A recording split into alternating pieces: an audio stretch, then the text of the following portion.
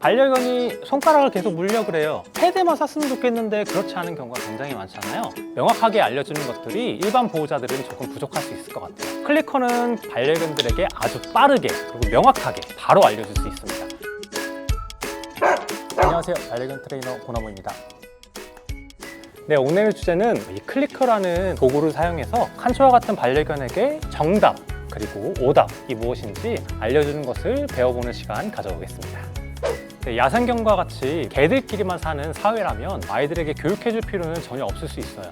하지만 저희는 인간이 사는 사회이고 이 사회 안에 반려견이라는 견종이 들어와서 살게 되는 환경이죠. 이런 환경 안에서는 사람의 규칙을 반려견이 정확하게 이해하지 않으면 다른 사람들에게 피해를 주거나 사회에서 반려견들이 미움을 받게 되는 상황이 있을 수도 있어요.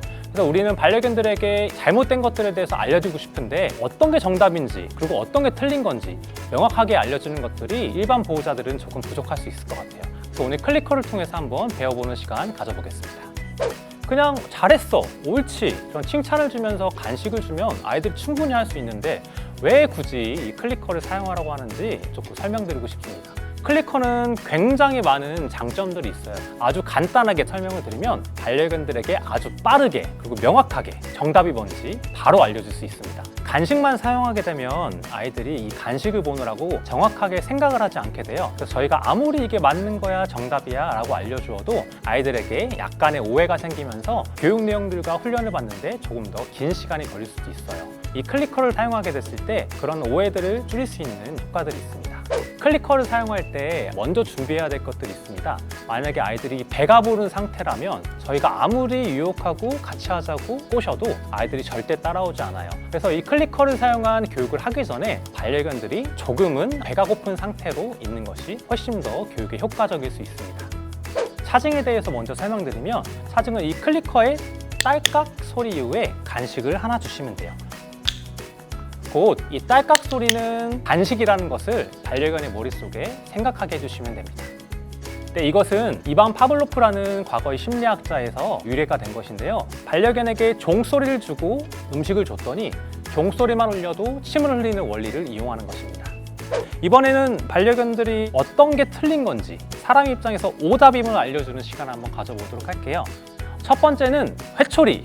우리 반려견이 손을 입질하거나 나를 물거나 잘못된 행동을 했을 때 우리는 정확하게 알려줄 필요가 있어요. 반려견이 만약에 손을 문다면 아! 하는 이런 큰 소리를 내서 놀라게 하는 것을 통해 오답임을 알려주는 방법이 있을 수 있고요. 신체적으로 아이들을 막대기로 때리거나 이런 처벌을 가하기보다는 이렇게 물총을 쏘는 방법도 있어요. 아이들이 보지 않는 멀리서 물총을 쏘는 처벌을 많이 사용하고 있습니다. 손으로 때린다면 손이 싫어지겠죠. 그리고 제가 아이를 때린다면 이 반려견이 저를 싫어하게 될 테지만 반려견이 보지 않는 상황에서 이 물총만으로 이렇게 오답임을 알려줄 수 있는 상황이 된다면 처벌에 대한 내용과 저를 연관시키지 않음으로써 반려견에 대한 저의 신뢰감이 떨어지지 않는 좋은 효과를 가질 수 있어요. 앞서 봤던 처벌의 방법들은 실제로 부작용이 조금 따를 수밖에 없어요. 그래서 긍정 강화라든지 정적 강화 이런 용어를 통해서 반려견들에게 좋게 그리고 반려견들이 싫지 않게끔 교육하자는 목적이 있는데 우리가 쓸 수 있는 처벌 방법 중에 이 두 번째 처벌이 이것과 맞물려서 굉장히 좋은 효과를 줄 수가 있습니다. 두 번째 방법은 용돈을 뺏는 거예요. 우리가 어렸을 때 어떤 잘못을 했을 때 우리 부모님께서 그렇게 말씀하시죠. 너 회초리를 한 대 맞을래? 아니면 이번 달 용돈을 끊을래? 우리 부모님이 말씀하신다면 용돈을 끊는 것이 더 큰 체벌이 될 수 있는 것이죠. 용돈은 저희에게 기본적으로 보상이며 되게 좋은 것이죠. 근데 그 좋아하는 것이 사라졌을 때 반려견들은 되게 큰 충격을 받을 수 있고 그것 자체가 벌로서의 역할을 할 수 있어요. 이 용돈 뺏기를 사용하기 위해서는 실제로 반려견에게 보상의 역할을 하는 것이 무엇인지 정확하게 이해하고 있으실 필요가 있어요. 이 반려견이 좋아하는 것은 무엇인지를 알고 있어야 우리가 빼앗을 수가 있거든요.